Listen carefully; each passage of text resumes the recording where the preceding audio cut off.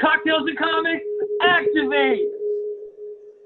Shape Intro. Love, Joker, Killer Smile.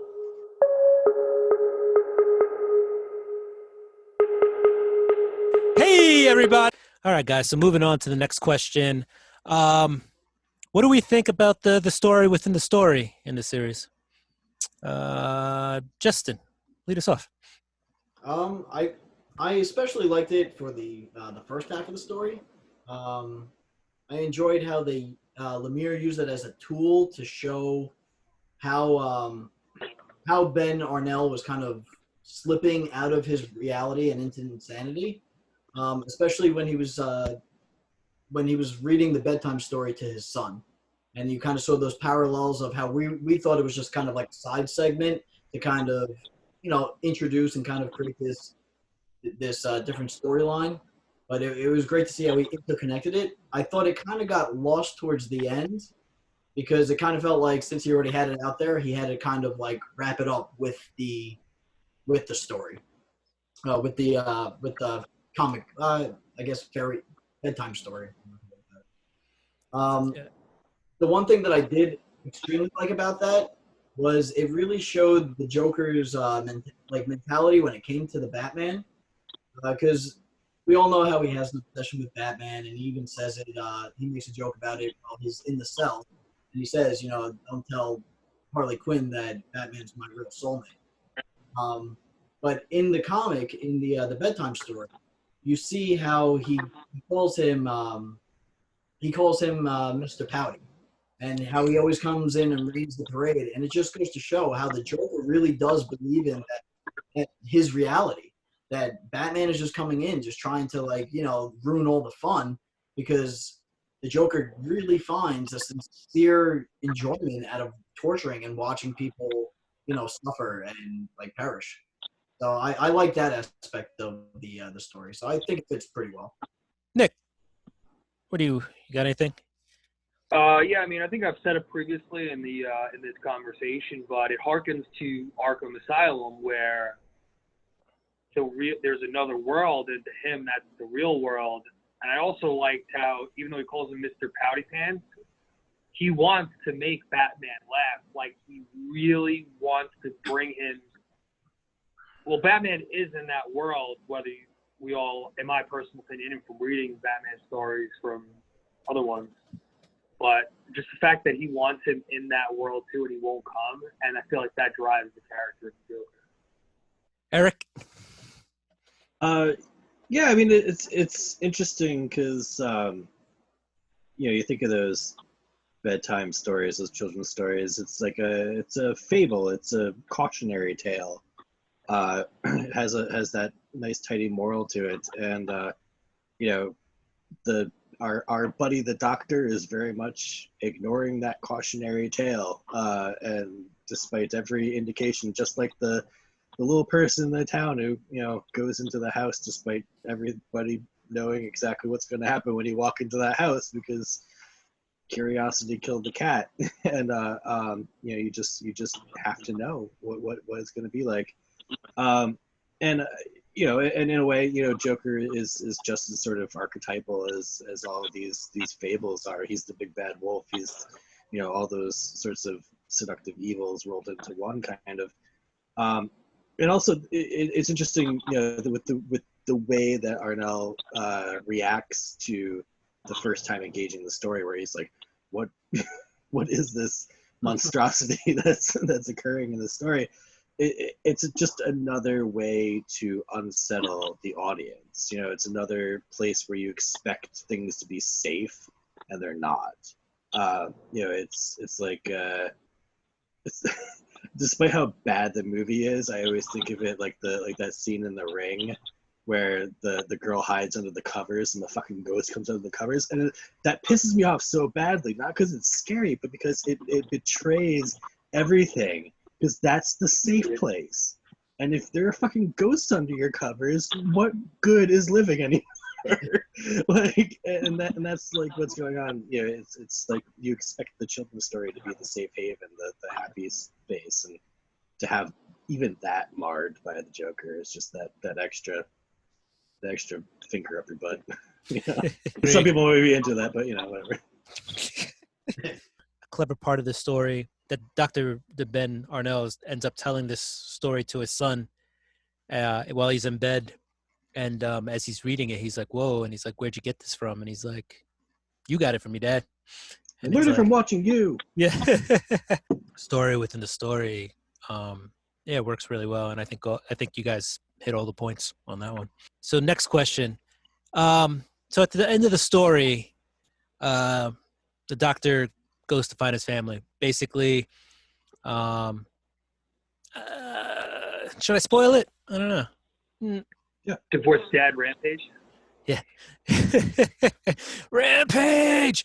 No, but Joker tips him off as to where they are and gives him a gun and says, here's where your family is. And he goes to the house and he's confronting his wife with a gun.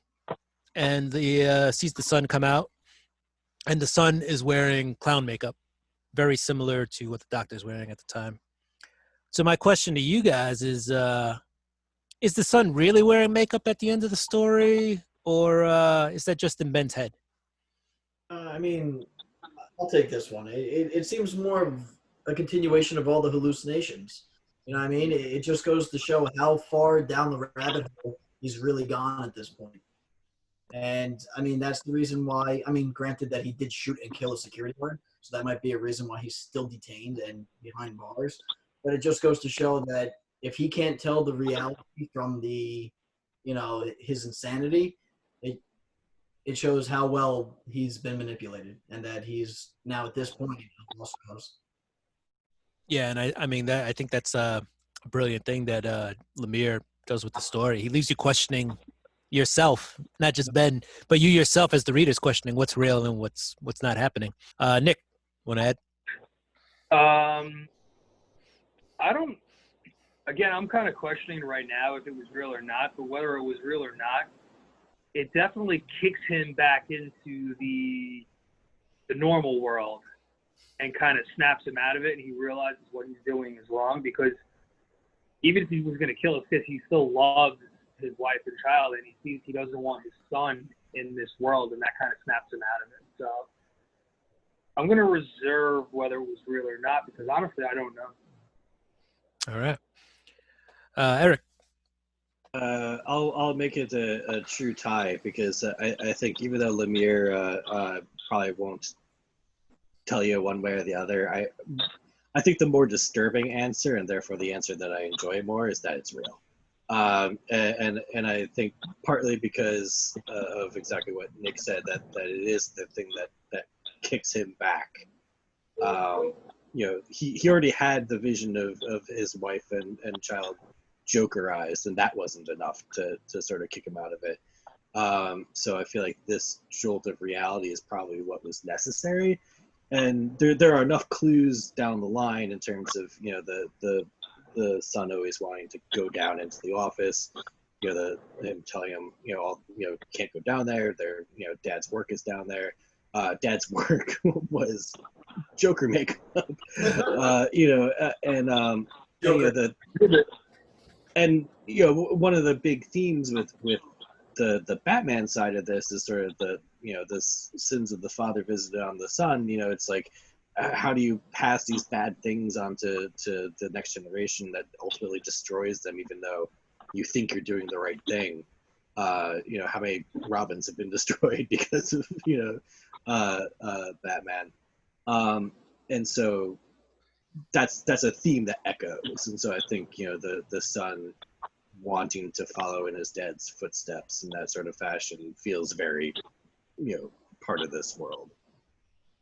Well, yeah, no, it definitely is a tough question, a lot to think about. Nick. But just to your point, Eric, the kid's not there when he stops him from going in the basement to look at Daddy's work. That's all hallucination. Sure, but that's not to say that some of that is not resonance from the past. Because clearly, because we don't know what the actual timeline is in terms of when they left. So is he remembering things? Is he completely wholesale fabricating things? We know that that the instances that we saw are him like talking to himself in an empty room, but that doesn't mean that that didn't happen before. There's clearly a compartmentalization that's happening where he's trying to hide the reality of his work from his son, and there's nothing that attracts a child to something more than their parents saying no. So I think I hear your point, but I still think that my point stands. If there's one thing I can counter with is that you know, we're going along the lines that as soon as his son comes out and has the makeup on, he's starting to have this moment of clarity. But if you really follow the panels, the Batman comes in from the back panel and he strikes him down. He hits Ben Arnell. Ben Arnell was really struggling with the duality of his mental state. And he was really coming to terms with, you know, oh my God, I've really reached this tipping point. And he was taking a step back. Would the Batman really have to go to necessary means to really, you know, incapacitate him with the level of striking him down? So for me, I think it may be more of he may be seeing his son, and for him that might be just the last shred of his sanity, kind of reaching out, being like, "What are you doing? What are you doing?" And before he could, you know, pull the trigger and really go full force with it, the Batman has to intervene. So I mean, it's kind of tossed up there. Yeah, it's tough because we've seen both of those Batmans before. The one that's going to stop and rationalize and say, "You're a good man, you know, don't do this," or there's the one that's just gonna fucking knock him out and throw him in Arkham and figure it out afterwards, you know, because he's not going to let the innocent people get hurt. Of course. So yeah, there's an ambiguity there because we don't know which Batman this is. So we don't know what the motivation or thought process is. He's Mr. Pouty Pants. He's always Mr. Pouty Pants, though. Kind of like me. The only way that I'm like Batman. We have called you that at Comic-Con. Yeah. It's true. I kind of agree with Eric. The juicier ending is kind of Eric's take on it, and then you know, the more psychological thriller ending, I guess, would be Justin's take on it. Yeah, I honestly don't know. Really went out on a limb there, Will. I did, right? Hanging myself out. I'm abstaining, by the way. We didn't go out on a limb. Abstain. Yeah, no, you very much stayed right in the tree. Hanging out with the squirrel. Yes. At least Justin and Eric had opinions on it. We were like, we don't know. No, but what I said earlier about Lemire's ability to make you also question stuff has a lot to do with this question for me. I don't know. I'd like to say he is there because it's a juicier ending for me. Like it gives more meat to the bone. He's there. He is there. But you know what? The fact that we could even have this debate just goes to show how well refined Lemire's writing is. You know, it's not a lack of information or a failure to like come full circle with it. He gave us everything that we needed, and it's just the writing is so in depth that you're kind of on the fence with it. It could be either or, and they both work. So, yeah. Kudos to Lemire. Kudos. Yeah. He definitely made it work. Guys, we're up to the last question of the night. We made it. Nobody's on the floor. It means we're not drinking enough, guys. What do we think overall?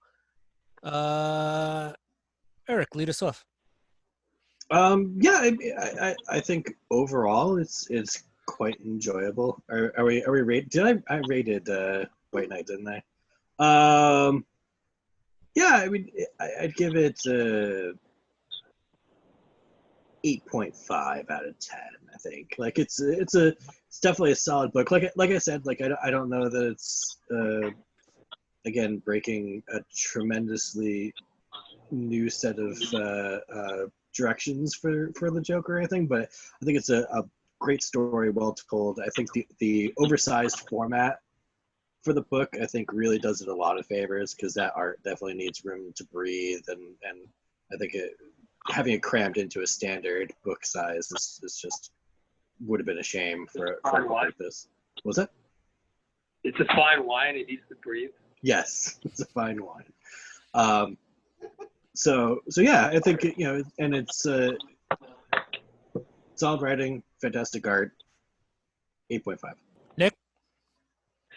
I enjoyed it. I mean, I think that they need to find their footing on these Black Label books. I always feel like the end's a little bit rushed, but that's just me. But overall, I liked how it showed how he was. It kind of humanizes the Joker because you see his face all bruised up and he still manipulates the situation. So I enjoyed it. I'm glad I read it. Yeah, I agree. I'm glad I read it as well. All right, Justin. I'm gonna go. I'll give it an 8.3.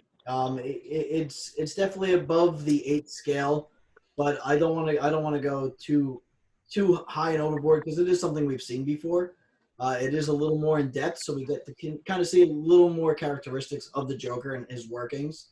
The one thing that really kind of pushed me aside from giving it a 9+ is the fact that I think the Batman kind of killed the pacing of it a bit. I think he had a lot going with just the dynamic between him and Ben Arnell. And, I mean, you could have had Batman supersede maybe at the tail end, kind of coming in and saving the day. But for the most part, it was well-rounded. The artwork was fantastic. It worked very well with Lemire's twisted, distorted reality. And I think it's a must-read if you really enjoy, Batman and the Joker series. It's definitely something that is good to have, in the repertoire. I have to agree. Like, it's not a 10. I'm going to give it an 8. And, I mean, overall, the work is pretty awesome. The writing's awesome. The art's awesome. It kept me involved. If anything, I wanted a little bit more. I don't know if that makes sense, but I felt like there was some more to give in the story. Yeah, I definitely had that feeling at the end where I was like, that's good, but that was it? Yeah. Are we supposed to be rating these? No, you don't have to. But I started it last time, so 7.8 I just rolled with it. Okay. What do you give it? 7.8. 7.8. I like action. If this was live, they would make you take a shot. Yeah, right. I felt like the third book was a little bit different than the first two, and maybe that's just because they had to have an ending. But and maybe that's why I didn't necessarily enjoy the Batman when he shows up. I don't know. Just wait, they're gonna get the pacing of these Black Label books. I'm telling you, it's all it is. They're getting used to it. But But if you look at it, and this is the same as last night. Eric. What's that? It's the same as last night. Like it's like a jilted pace. Like it's too slow. Well, last night is a fucking horror show. Sorry, Scott. I know. But That's I mean this book. I mean, this is 3-act structure, and the third act is going to be when things start to cook.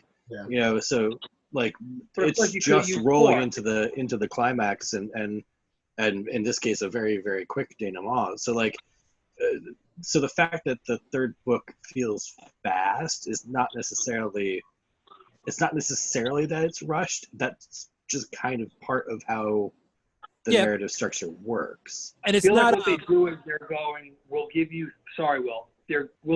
3 issues, fit it in 3 issues instead of tell your story if it's 4 issues, whatever. And you could have said climax.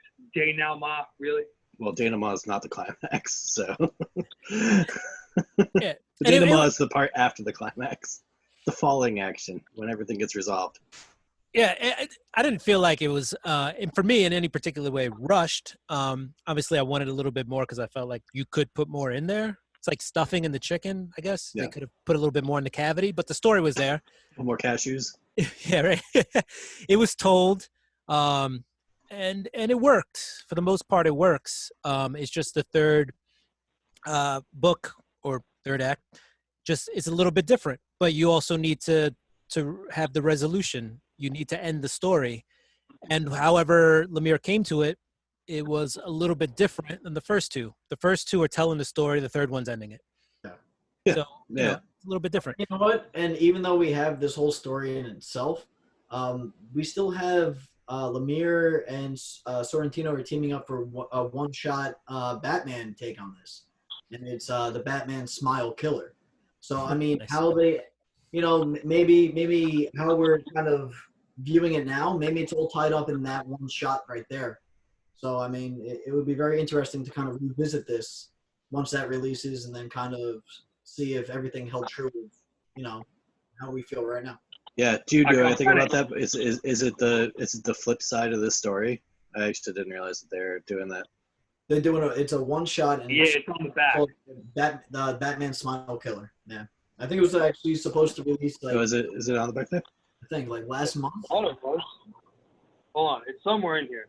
That's how I found out about it. Yeah. And that's okay. Oh yeah. So I mean, we may get that feeling of resolve maybe in that one shot. It might be kind of how Batman came on the scene after Joker released all of the the supervillains from Arkham. So I don't know how they're going to touch upon it. Maybe it might justify why Batman's presence kind of comes in, interjects in the storyline. If that can add to it, I would love it. But I mean, I feel like if Lemire had maybe another issue to kind of really accentuate the chaos that the Joker brings in people, I think that would definitely bring this whole series. I completely agree. 100.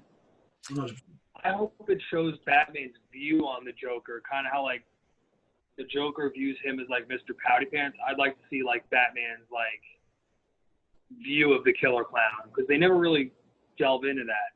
It's always like, I'm going to stop you. I didn't think the ending was surprising in any way. There was no reveal, nothing that shocked me. I mean, we get what's a Joker story without the Batman? So we get the Batman at the end. Batman's forced to make a choice as well as Dr. Ben. Joker leaves a lot of people in chaos, and he leaves them with a lot of decisions, a lot of choices to make. And how we got there, I think, is the most impressive part, though. I think everything to the end is really good. Well, and how you said, what's a Joker story without the Batman? I felt that the pacing and everything that Lemire was building up to, this would have been a perfect opportunity to have a Joker story that would have held its own without Batman. Batman didn't need to come and save the day and show his face. It's clearly a Joker story, Yeah. Relations, and I feel like the Batman kind of detracts from that a little bit. It could have been so much more interesting if we had a character who was actually able to pull themselves out of the thrall of the Joker on their own without being punched in the face by Batman and hauled off. Well, I would have loved that. That would have been great. Because that's you're the real VIP right there, the real hero. Like, and then you know what? And then that goes back to your question about how we feel about Ben Arnell. Right. Then you're like, this guy is like one of the most powerful characters in the Batman universe because he actually overcame the Joker in a way that pretty much everybody else can never do. It'd be something we've never seen before, like Joker's origin can never really be told. Can anybody actually ever overcome the Joker? I don't know. Well, hasn't Harley Quinn kind of dumped him in the main universe, the main DC continuity? Like, she's not with him anymore. No, but that was after she's been turned into Harley Quinn. She's no longer, Harleen Quinzel. No, I know that, but I'm saying it's not like, is it more like she's fully done with him, or like if he comes back, does she go running back to him? No, she seems like a pretty much her own person. She seems pretty much like her own person at this point. I mean, they split up. She still has some stuff in his apartment, but she might come back for it. We don't know. Yeah, she's coming back. Right. To make her the corollary to the Doctor here, like the fact that she is Harley Quinn, she's already lost at a place where he could have won at the end of the story, and that's the decision. Like sure, Harley Quinn might be able to overcome the Joker, but she's somebody else now. She's not Harleen. I'm with Justin on this. Dr. Arnell's the next punchline. Selling books. Maybe. Hold on to those books. Well, I think that's it, guys. Thank you, everybody, for joining us. Remember, If you loved everything here, like, subscribe, hit that notification bell. I'm now Mr. Powder Beverage. Cans. I don't have any beer. But thank you for joining us. We had a bunch of tasty beverages. We read some tasty comics. Don't read it. All right, guys, go ahead and say bye. Got enough.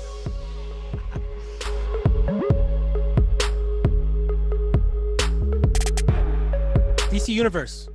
Get it. Maybe. In 3 months. No. This episode brought to you by. we get sponsored? Yeah, right? Don't give unsolicited plugs. Yeah, they gotta pay for that shit. Yeah, right? All right. Get All right, it on Spotify.